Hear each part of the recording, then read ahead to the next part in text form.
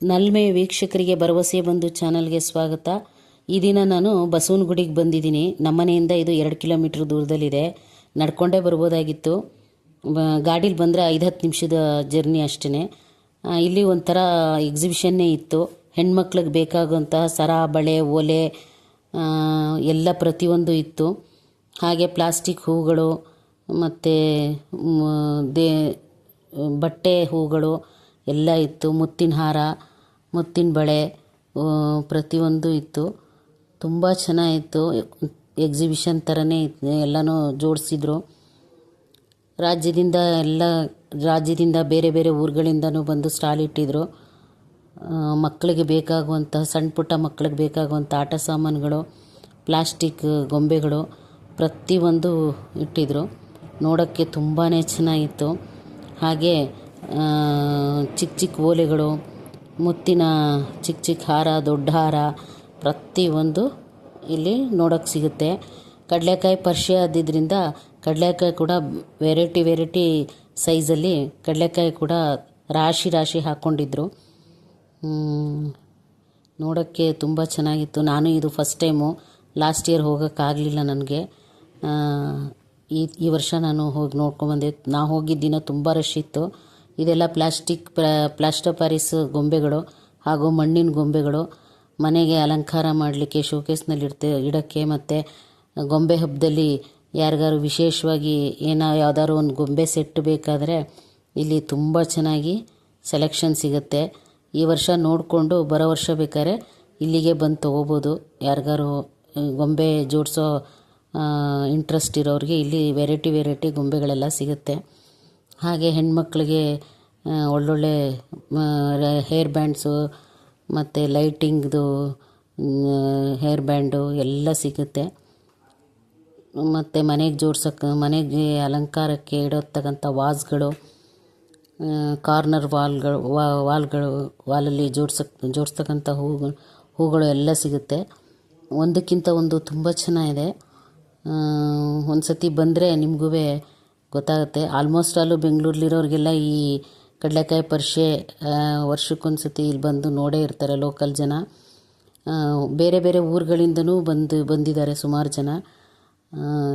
ತುಂಬ ಚೆನ್ನಾಗಿತ್ತು ನೋಡೋಕ್ಕೆ. ಈ 4 ದಿನ ಅಂತೂ ಹೇಗೆ ಟೈಮ್ ಪಾಸ್ ಆಗುತ್ತೆ ಅನ್ನೋದೇ ಗೊತ್ತಾಗಲ್ಲ. ತುಂಬ ನಡಿಬೇಕು. ರಶ್ಶು ನೂಕು ನುಗ್ಲು ನೋಡಿಕೊಂಡು ಹೋಗಬೇಕು. ಇವರಂತೂ ನನ್ನನ್ನು ಕರೆದುಬಿಟ್ಟು ನಮ್ಮ ಅಂಗಡಿ ಶೂಟ್ ಮಾಡಿ ಅಂತ ಕೇಳಿಕೊಂಡ್ರು. ಇವ್ರ ಹೆಸರು ಶಕುಂತಲಾ ಅಂತ, ನಮ್ಮ ಸಬ್ಸ್ಕ್ರೈಬರ್ ಇವರು. ನಮ್ಮ ಅಂಗಡಿನೂ ಶೂಟ್ ಮಾಡಿ ಮೇಡಮ್ ಅಂತ ರಿಕ್ವೆಸ್ಟ್ ಮಾಡಿಕೊಂಡ್ರು. ಹಾಗಾಗಿ ನಾನು ಅವ್ರ ಅಂಗಡಿನ ಸ್ವಲ್ಪ ವಿಶೇಷವಾಗಿ ಪಾಪ ಕೇಳ್ಕೊಂಡ್ರಲ್ಲ ಅಂತ ತೋರಿಸ್ತಾ ಇದ್ದೀನಿ. ಈಗ ಮುಂದಕ್ಕೆ ಅಂಗಡಿ ಮಳಿಗೆಗಳೆಲ್ಲ ಇನ್ನೂ ಬೇಕಾದಷ್ಟಿತ್ತು. ನಾನು ಯಾವುದೇ ಚೆನ್ನಾಗಿ ತೋರ್ಸೋಕ್ಕೆ ಸಾಧ್ಯನೋ ಅಷ್ಟು ಮಾತ್ರ ತೆಗೆದೆ.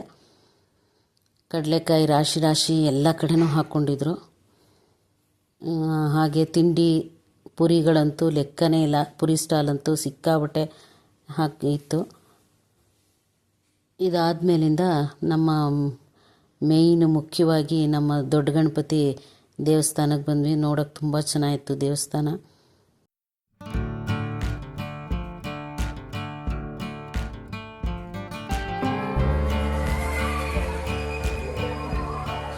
ಇಂದ ಗಣಪತಿ ದೇವಸ್ಥಾನ ಎಂಟ್ರಿ ಆಗ್ಬೋದು. ನೂಕು ನುಗ್ಲಿರುತ್ತೆ. ಜೋಪಾನವಾಗಿ ನೋಡಿಕೊಂಡು ಬನ್ನಿ.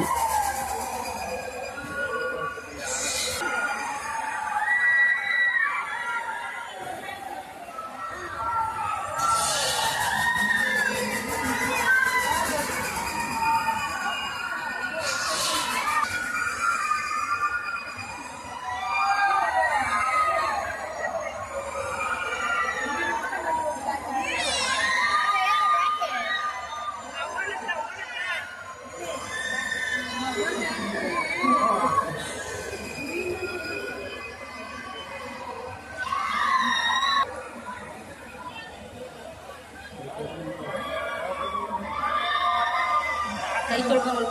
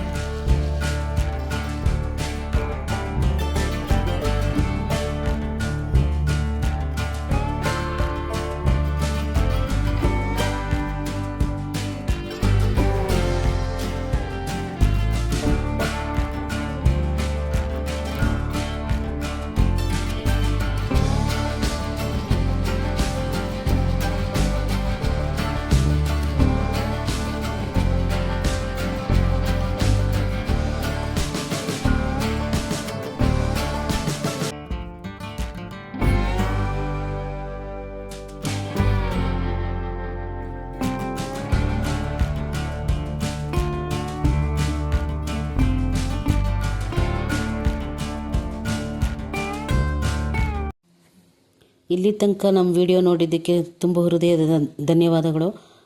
ಲೈಕ್ ಮಾಡ್ತಾ ಇರೋರಿಗೆ, ಶೇರ್ ಮಾಡ್ತಾ ಇರೋರಿಗೆ, ಸಬ್ಸ್ಕ್ರೈಬ್ ಮಾಡ್ತಾ ಇರೋರಿಗೆ ಹೃತ್ಪೂರ್ವಕವಾದ ವಂದನೆಗಳನ್ನು ತಿಳಿಸ್ತಾ ಇದ್ದೀನಿ. ನಮಸ್ಕಾರ.